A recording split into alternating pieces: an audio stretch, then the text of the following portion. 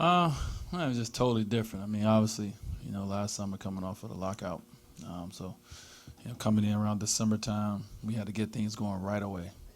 You're talking about 2006? Oh, 2006. Well, we just had different guys, and you can see the difference. Obviously, we did something a little different this summer. We added a few players too. I don't know if we even added no one that summer. I can't remember, but you can just see the difference. So we haven't gotten into practice yet and all that, but from being around and guys working out, guys came in, they really worked in shape, ready to be in shape for the start of the season, and that's a plus. What we didn't have in '06. Eric said to be prepared once you're fully ready to go to see that cat quickness again. Did you expect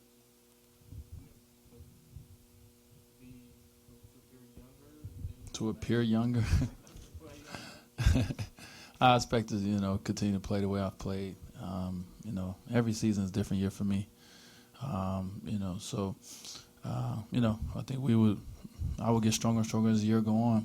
That's the understanding that I have, and I've been here before, so that's a good thing. So, I feel a lot better, and I will continue to feel better as the year go on. So, that'll be good for us, especially around All-Star break on, if I'm feeling even better. So, last year I did what I could with what I was dealing with, and I didn't do too bad. So, this year I'm looking to have a better year. For me, it's all about just how efficient can I be.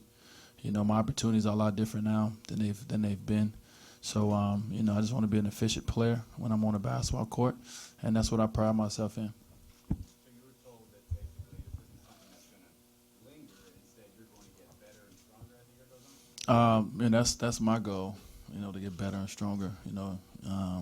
Anybody could tell you anything. That don't mean it's going to be true. So, so I continue to work throughout the year to make sure that, and I think, our coaches, one thing is we put ourselves in a position, I don't have to play 40 minutes a night no more.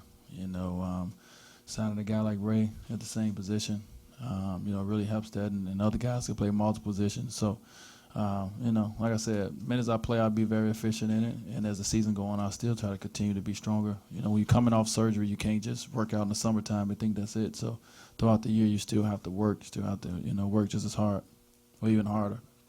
How about from now to camp as far as working out? How will your practice schedule be just early in the season as far as gearing toward game one? My focus is, obviously October 30th, and my focus is, every day you get better. Coach is going to, kind of tell me how much you want me to do from this day to the next. So I approach it as one of the players and see what they have for me. Like I said, every day I come in, for me, especially in October month, will be continue to get stronger, continue to get better, continue to get my conditioning, level to where I want it to be. That's all I can do is come in each day looking for what's next, and taking care of what I can take care of, and just understanding this. I'm not going to be ready for the finals today. So I understand it's a process, and I'm willing to take that process and be. I've been here before, guys, so I know what to do. I'll be all right. Stop going around the block just to go next door. I went all the way around the block to go next door. Is it easier said than done? I guess the natural competitive nature. Yeah, no. Impossible to overdo it. Yeah, it is. It is. As athletes, we like to push ourselves, and when you're feeling good one day, you want to do a lot, too much, and then it sets you back. So, that's a part of it. You have to deal with that, and that's a part of what makes us. So, hopefully, I don't have too many of those moments. what did the past year do for LeBron, both personally and for his legacy? I don't know. His legacy is yet to be seen. What it's done. Obviously, what it's done for now is it's taking a little pressure off him, but not too much. He's expected to do amazing things. I'm glad I don't have the pressure he has. So I think it's taking that monkey off his back and let him play the game of basketball a little easier. But he has higher goals, and everyone has higher goals for him to do amazing things. So I guess we all wait to see about his legacy. But right now he's a champion, and he's coming back to defend it. What will he use to fuel himself this year? Last year he used discipline finals and all the good stuff. What's he going to use this time? I don't know. You're gonna ask him when he come up here. I don't know. I haven't talked to him much. He's been on vacation. He got a little tan and everything. Y'all see him when he come in. Dwayne, you mentioned players who play multiple positions. Eric mentioned the positionless offense. What are the challenges of playing that way, the positionless offense, and what do you see as the evolution of this offense this season? Well, I mean, the evolution. Obviously, it's having the capability of playing multiple different lineups and multiple different guys. One thing it does is it limits minutes for certain guys, as well, and that's the tough call that coach have to make on. Obviously LeBron's not a 4, but he plays a 4 some, so that takes away some minutes from Udonis and even Chris at the 4 and Rashard and all those guys. So I think that's the biggest change, but I think everybody on our team is at least versatile enough to play more than one position. So that just gives you more opportunity to do to do good things on the basketball court and not have matchup problems or whether you do it for long periods of time or short periods of times. I think it gives a coach more comfort knowing that you can put obviously you can start our point guard Rio, or you can go with LeBron at point, you can go with me at point. You can play other guys and get just understand your lineups a little bit, and you can put Norris in at certain times when you want to score. Things like that. So, I mean, we just got, opportunity to do a lot of different things. I'm assuming everybody pays attention to what goes on in the NBA. So what are your thoughts about the Lakers and the moves they made? And even though they're on the other side of the nation, does that bring any motivation for you guys? Well, I mean, you can't say you're shocked about the Lakers making a move.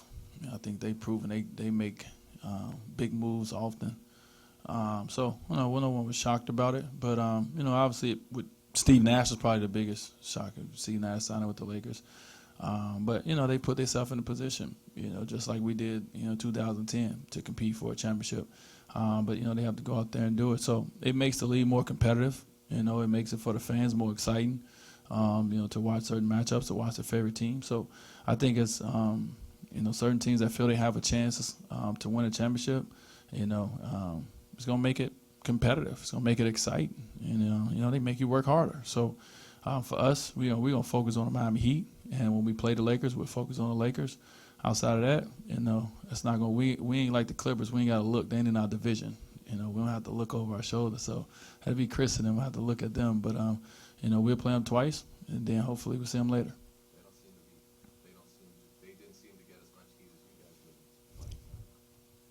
Yeah, no, I ain't gonna touch that.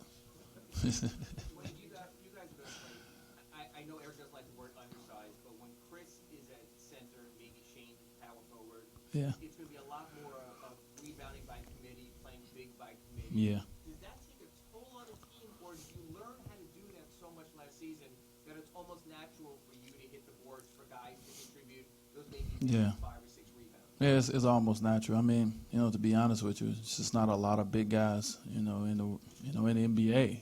It's not.